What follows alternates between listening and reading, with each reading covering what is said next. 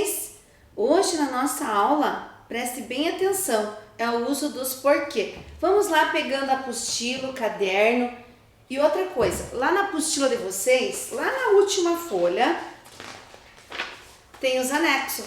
Recorta e já cola os dois. Agora eu vou explicar os porquês, mas terá aqui outro assunto depois adiante na outra aula, tá bom? Então recorta e cola lá no caderno de português depois de fazer o dia. Daí quando você precisar, você pode pegar. Então vamos lá, ó. Rio Negro, 14 de setembro de 2021. Uso de porquê separado sem acento, porquê separado com acento, porquê junto e porquê junto com acento. Então presta atenção para depois vai ter o exercício. E agora vamos para a nossa leitura de leite com a aluna Emanuele lá da escola Ricardo Neite. Então vamos lá? Oi pessoal, tudo bem com vocês? Hoje estou aqui para gravar um vídeo para vocês sobre o Chapeuzinho Verde do Karatê. Seu nome é do título, então vamos lá, tá bom? Ó, eu vou começar a ler o texto. Era uma vez uma menina chamada Chapeuzinho Verde do Chapeuzinho Verde. Sua mãe falou para ele levar doces e guloseimas à sua avó, Dona Aurora. Mãe de Chapeuzinho falou: não vá pela floresta, vá pela estrada. Pela estrada, ela viu várias coisas bonitas. No caminho, encontrou uma placa escrito: siga por ali.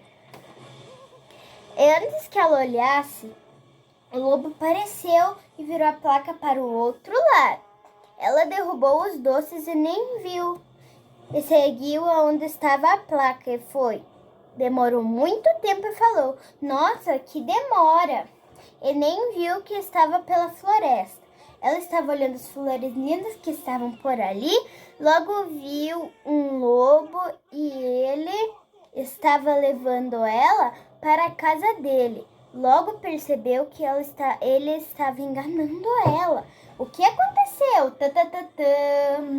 Ele seguiu à esquerda e fingiu não escutar o lobo. E disse: ai, eu acho que tem um mosquitinho aqui. Sai pra lá, mosquito. O lobo seguiu ela falando sozinho. Enquanto isso, eu vou contar o que aconteceu lá quando eu falei Ela, lembrando dos golpes que aprendeu no karatê, e começou a lutar com o lobo. O lobo desmaiou e ela saiu correndo. Olhou na cesta e não havia um sequer docinho. Saiu correndo para sua casa. Quando chegou em casa, disse: mãe, faz mais docinhos para a vovó. Ela disse: ué, você não integrou para ela? Mamãe dela disse: não, e contou toda a história para ela. E a mãe dela deixou ela de castigo. E disse: agora está de noite, filha, não dá para levar hoje para a vovó os docinhos. Então, essa foi a historinha, tá bom? E agora eu vou ler a moral do texto. A moral do texto é: não converse com nenhum estranho. Então, criança, pessoal, assim, não converse com ninguém que você não conhece, ninguém estranho. Então tá bom, espero que vocês tenham gostado do meu texto e tchau, tá bom? Até outro dia. Então, crianças, lá em anexo, recortou já? Para colar, fez o dia bonitinho? Então vamos lá, uso de porquê e porquê no texto. Porquê, sem acento e junto. Quando corresponder a uma explicação, a uma causa. Exemplo: comprei esse sapato porque é mais barato. Porquê junto com acento. Quando é substantivo e substitui o motivo ou a razão. Exemplo: não consigo entender o porquê de sua ausência. Ou então, não consigo entender o porquê de tantos porquês. Porquê separado, em perguntas ou quando estiverem presentes, mesmo que não explícitas, as palavras razão e motivo. Exemplo: por que você comprou esse casaco? Por que você fugiu da escola? E o porquê separado com acento, quando vier antes de um ponto, seja final, interrogação, exclamação, e tiver o significado de por qual motivo. Exemplo: estudei bastante ontem à noite. Sabe por quê? Fui no mercado Belém. Sabe por quê? porque é mais barato, tem mais promoções. É complicado os porquês. Então vamos assistir agora um videozinho, ver se esclarece mais ainda. Olá! Como usar o porquê, porquê, porquê ou porquê? Preste muita atenção para ficar fácil. Veja nesta frase: eu quero saber por que o gato mia. Veja que o porquê é separado. Sempre que for uma pergunta, o porquê será separado. Vamos a mais um exemplo. O gato mia porque ele gosta. Repare, o porquê está escrito junto. Então, sempre que for uma resposta, será escrito junto. Mais um exemplo. O gato mia por quê? Veja que o porquê agora está separado e também possui um acento circunflexo. Então, no final de uma pergunta, se escreve separado e com acento. Mais um exemplo. Eu vou explicar o porquê do gato miar depois. Veja, o porquê agora está junto com o acento circunflexo. Então, sempre que você encontrar o ou um na frente do porquê, ele vai levar acento. Vamos ao resumo. Porquê separado quando for pergunta. Porquê junto quando for resposta. E sempre que você encontrar o porquê no final da frase ou com o ou um na frente dele, sempre vai ter acento circunflexo. Vamos para os exercícios. Complete com o porquê correto. Não sei o porquê disso. Por que você não quer saber? Vou estudar porque preciso passar. Você não fez a lição? Por quê? Pense um pouquinho. Lembre da aula. Vamos às respostas. Então, não sei o porquê disso. Lembre-se, isto é uma resposta. Eu não sei o porquê disso. Então, o porquê é junto. Leva acento? Você viu a regra? Se houver um o ou um na frente, leva acento. Então porquê junto com acento? Veja que agora é uma pergunta. Por que você quer saber? Então, é porquê separado. Vamos lá, lembrando da regrinha. Vou estudar porque preciso passar. Vejam que é uma resposta. Então é porquê junto. Você não fez a lição? Por quê? É uma pergunta, então o porquê se escreve separado. E com acento, já que está no final da frase. Agora o exercício, ó. Releia essas frases do texto principal, observando as palavras destacadas, que é da lagartixa, gente. Ó, por que as lagartixas perdem o rabo? Por quê? Pergunta. A primeira frase. A segunda frase. A quebra do rabo da lagartixa só acontece porque elas, por natureza, têm a cauda apta a quebrar. Tá explicando. O corte só poderá acontecer naquele pedaço da cauda que sobrou, porque lá ainda existem aqueles pontos que podem se quebrar. Ainda está explicando. Agora, vamos, ó. Na primeira frase, a expressão porquê está escrito separadamente. Em que tipo de frase ela aparece? Aparece em pergunta, em frase interrogativa. Na segunda e na terceira frase, a expressão está escrita em uma só palavra porquê. Qual é o tipo de frase em que ela aparece desta forma? Se a primeira pergunta, a segunda o que é? Lembram?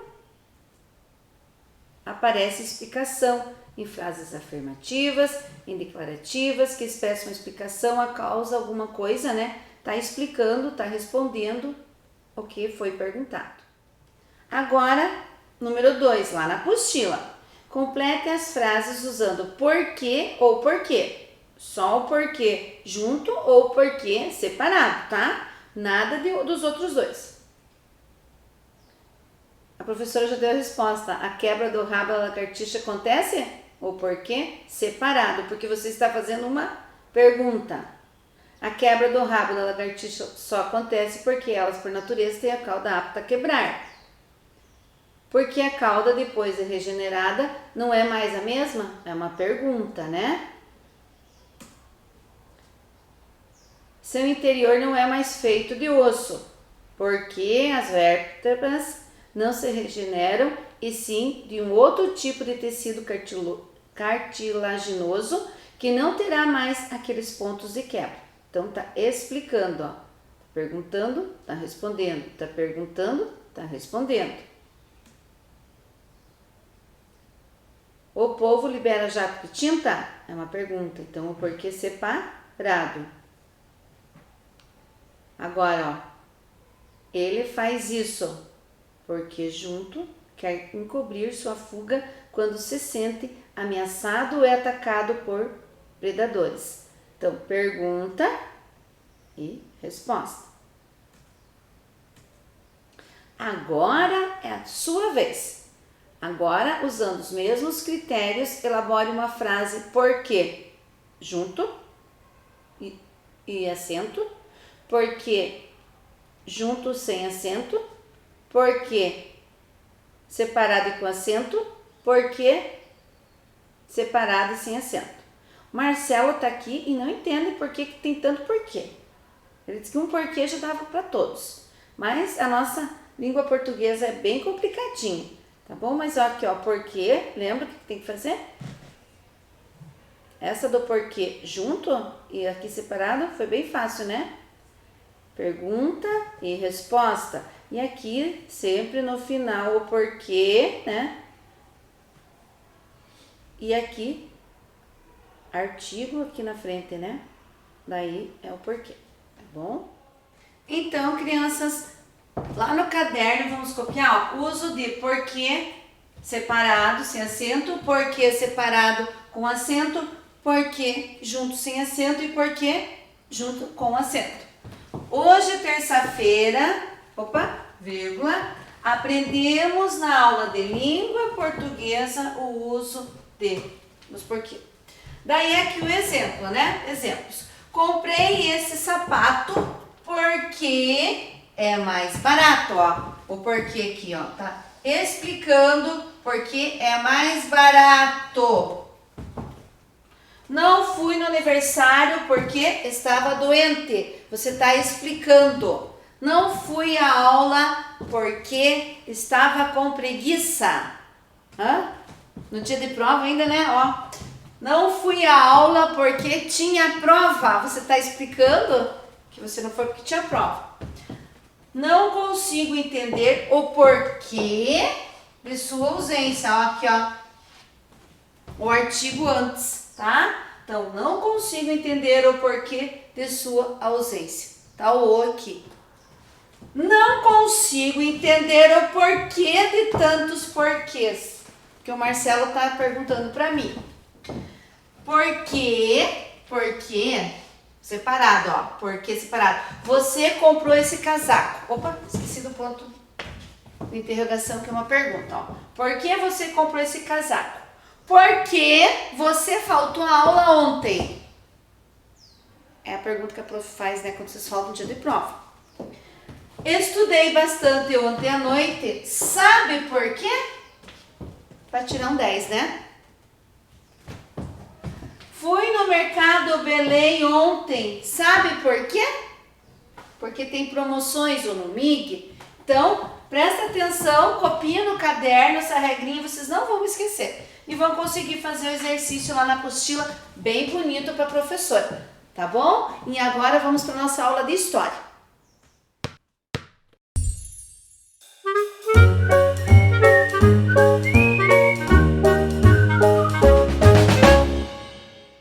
Então, crianças, na nossa aula de história, pegando o livro de história que vocês vão precisar hoje para a nossa aula, que será sobre os europeus, franceses no Brasil e os holandeses na produção de açúcar, lá no início lá da colonização do Brasil com eles. Então, vamos lá com a professora? Então, crianças, lá com o livro didático, acompanhe a leitura da página 92 e até a 97 para resolver as atividades, né? Então, acompanhe com a professora lá. Então, vamos lá, crianças. Abriram lá na página 92, os europeus. A partir dos anos 1530, os portugueses começaram a se estabelecer no território que mais tarde seria chamado de Brasil. O local já era habitado por indígenas, que tinha hábitos diferentes daqueles dos europeus. Esses contatos trouxe desconfiança, hostilidade, mas também houve muita interação. Os portugueses adotaram o uso de instrumentos indígenas como canoa, arco, flecha e tacape. Os portugueses incorporaram o milho, a mandioca, o amendoim e a alimentação diária. Houve união entre os habitantes da terra e os europeus. Seus filhos eram chamados de mestiços ou mamelucos. Os portugueses impuseram sua religião a parte de sua moral e costumes por meio da catequização dos indígenas, feita pelos padres jesuítas. A partir de 1530, houve a colonização de fato, por medo de os estrangeiros tomarem as riquezas e pelo desejo de encontrar ouro e prata.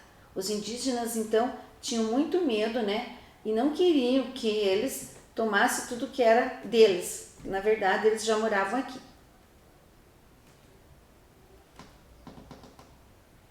A colonização foi a forma utilizada pelos europeus para explorar territórios americanos. O país colonizador era chamado de metrópole e o território explorado era colônia. Então, a gente era colônia, de certo.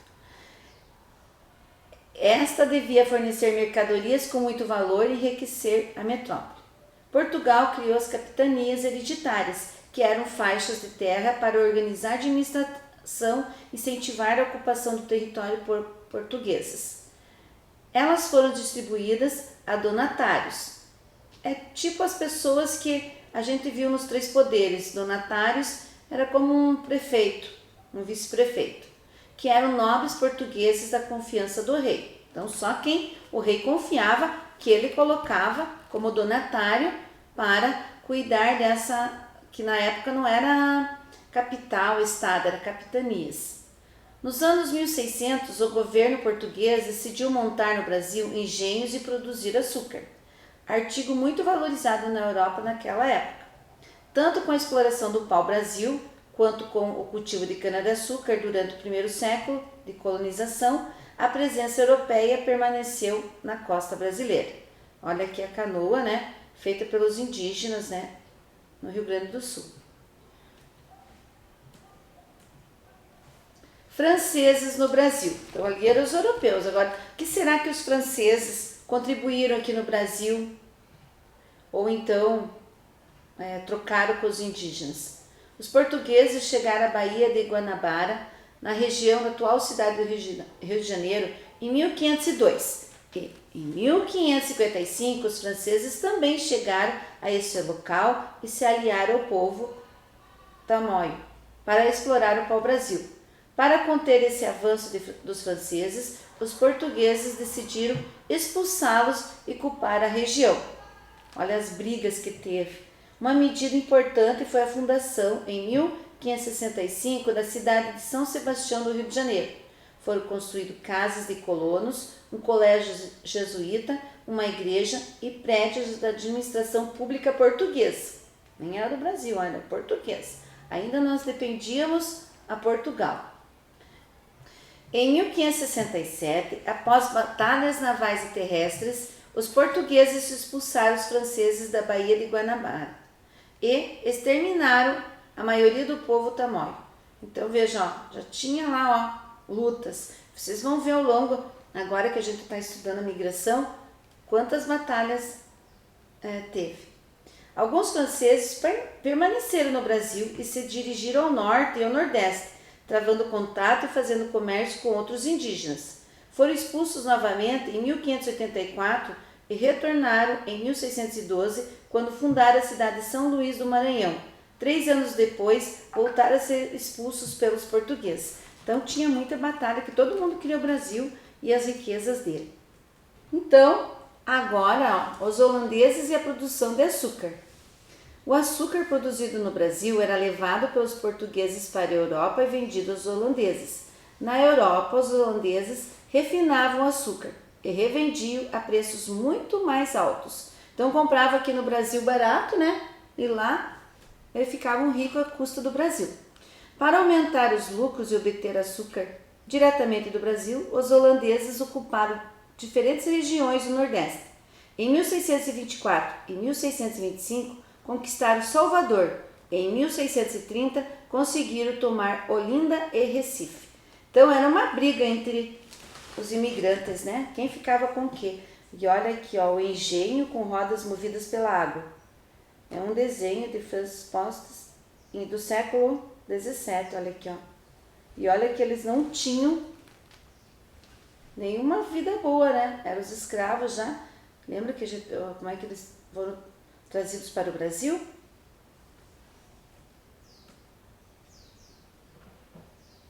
E continuando, em 1637, os holandeses nomearam Maurício de Nassau governante de Pernambuco.